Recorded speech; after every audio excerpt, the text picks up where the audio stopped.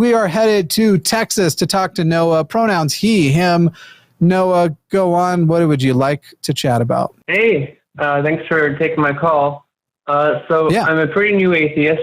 Paul's channel is actually a big part of me going from just being skeptical, really skeptical and trying to figure out, the Christian faith, if I believed the Christian faith I was holding, to actually adopting the atheist label. So thank you so much for that. You're very welcome. So for me, kind of, when I'm having conversations with people about this in the future, the critical question to me that I want to focus on is if the Gospels record history accurately.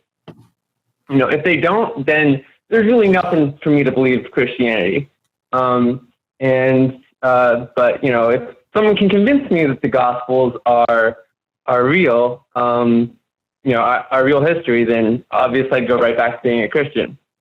You're not going to find that here for sure. Coming out as an atheist. Say that again. I was just making a joke. I was saying you definitely won't find that here. Neither Paul nor I are going to speak, are going to convince you of the factual historicity of the Gospels.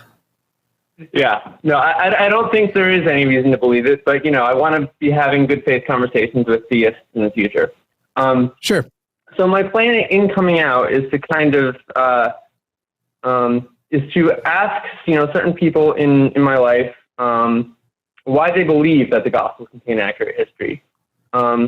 Specifically for immediate family, my uncle who's in a prison ministry, and then my former preacher. My question is basically, what arguments do you think that they're likely to give me? Do you have any advice on countering them?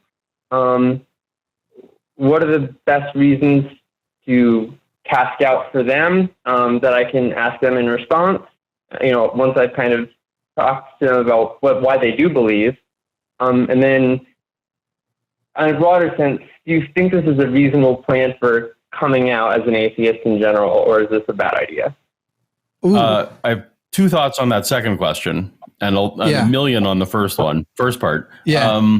I have a whole channel about that. So yeah, if you're watching, that's great. The coming out thing, I guess I have a question back to you though. Are you currently dependent on anyone that you're coming out to, or are you an independent adult who, doesn't rely on anyone financially or?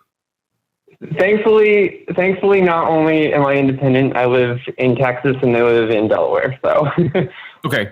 So good. So I give different advice to people who still live with their family or are dependent on them financially, because that's a slightly different question. So if there's no big ramifications to your life in terms of coming out, then this is a fine strategy if that's the way you want to go. Because I like to actually encourage people to pick some minor doctrines as their first dipping the toe in the water. So if you want to talk about why the Gospels are reliable, that's kind of jumping in, but that's fine. Some of the things they're going to say, they're going to quote you things from like J. Warner Wallace or Lee Strobel, those types. They're going to say things like, first of all, they're going to say these are eyewitness accounts. And generally, that's, in my view, just silly for lots of different reasons.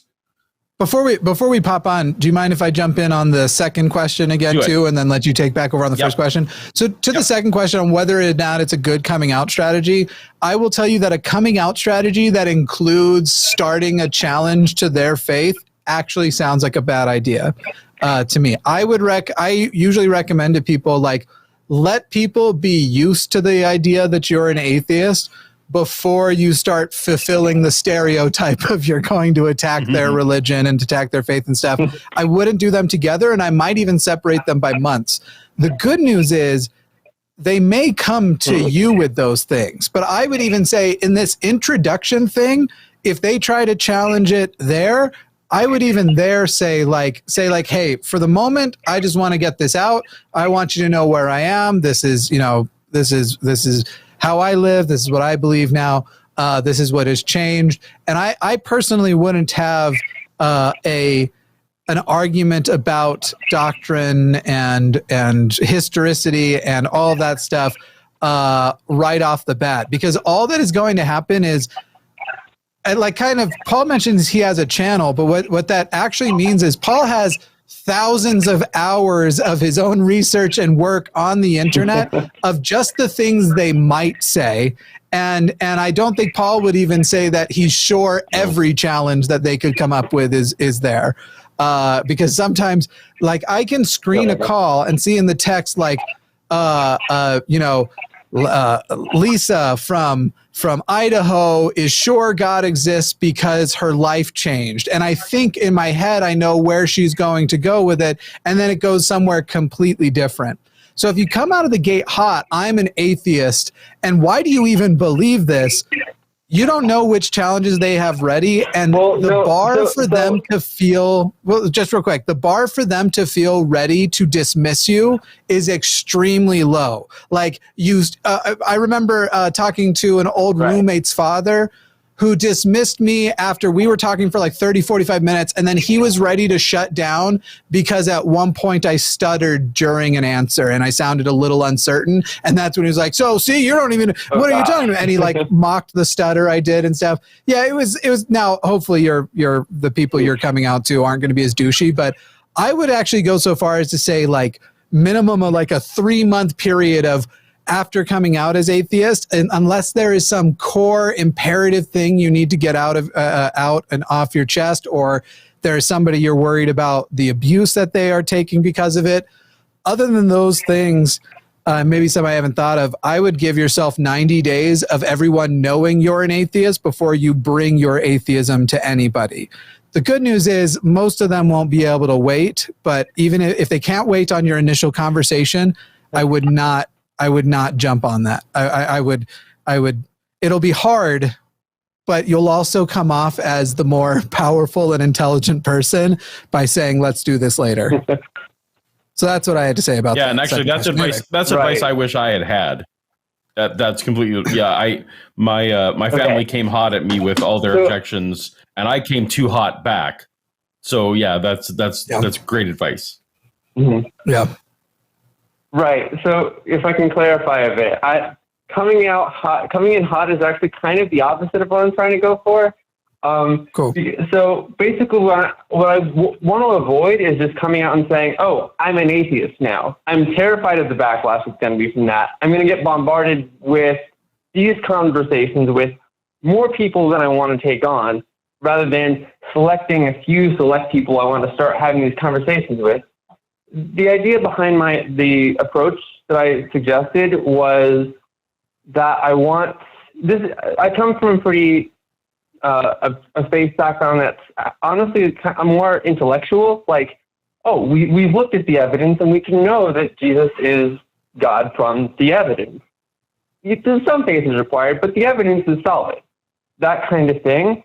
And so what I want to do, rather than just saying, oh, I'm an atheist now, my thought was that I could kind of show them that there's reasons to be and get them used to the idea so that when I come out and say, I don't believe anymore, I'm not going to use the atheist word for a long time, but when I come out and say, I don't believe anymore, that they'll say, that they'll understand, not jump on me. And then when other people do jump on me, I can say, I've had these conversations with these people and that kind of thing.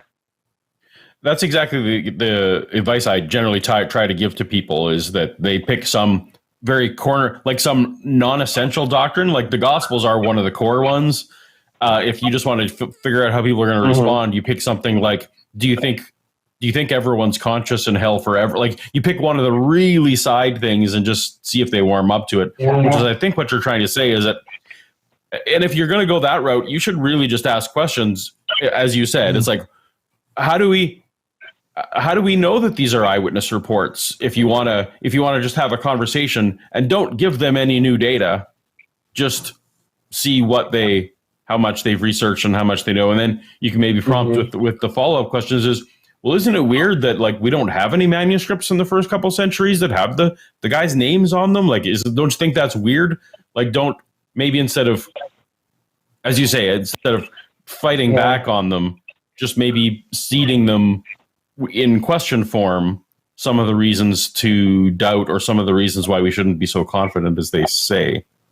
Yeah, and you were kind of mentioning that you come from this more like these people who try to make more intellectual arguments, and they try to argue in a certain way.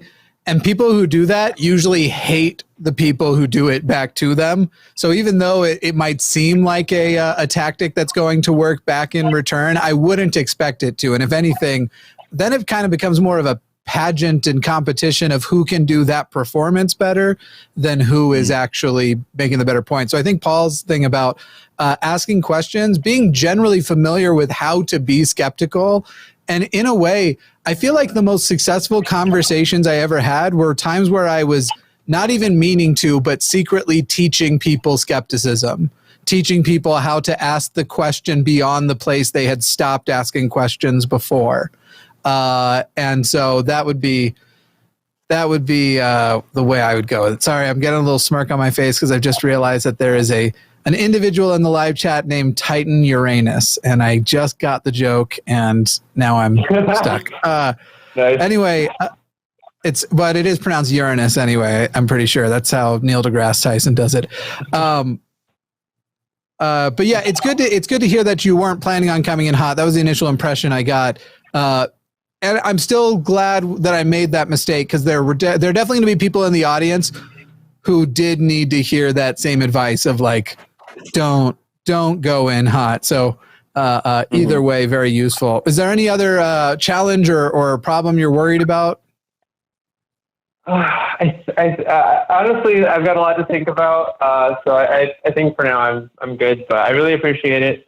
I'm really nervous still, but you know, I think my initial response to like questioning little bits of doctrine is kind of along the lines of like I guess the response I expect for a lot of things is, well, the Bible says so. So actually, honestly, maybe a better way is to ask about some contradictions. That's the thing I've done some studying on. I've been reading like Jesus. You could, I would say, even as an atheist, I don't think contradictions are a great argument. They wouldn't work for me even now, because I totally see ways to harmonize those things. Like even some of them, yeah. That's actually one of the look at Star Wars movies or Marvel comics. It's like you can, if you want to come up with a way to make two contradictory facts work out, like if that's where you're committed to believing that it's going to work, then like I don't think any of the contradictions are so solid that if you're entrenched, that you're not going to just buy one of the harmonizations, they're called generally. Your mileage may vary, but it's even as an atheist, I'm not that convinced by the contradiction arguments. So yeah, I think what's happening is, and I don't mean this in a condescending way, it's just the best phrase for it. You're a baby atheist who wants to be pro level already. Yeah, and it's like you want to go out there and you want to do the like, well, then they say, you know, but in Romans it says such and such, and you've got the verse that comes back at it, and you want to be like Dillahunty or Arden, and you're like just like every single thing. And I'm not saying you won't ever be there, but you're probably at least decades away from there. I'm certainly not even there, and that's not the way in which I engage. The way in which I engage is usually much more in Mormonism. Maybe there's a little bit because I have such familiarity with that specific one, but a lot of times it's going to be much more backed off and more asking the questions, more the street epistemology sort of thing. And as a baby atheist, I definitely recommend that you check out street epistemology, because I feel like I think it blows new to non-belief people's mind. I would also recommend not doing your practice on people that you care about having a long-term relationship with. If you care about having a long-term relationship with some people, they're not the best people to practice your debate skills on. Yeah. It's a good point. I definitely damaged some relationships that I've since been able to heal, but I've damaged some just because I was practicing debating. I also would say I did the same. I damaged some. Yeah.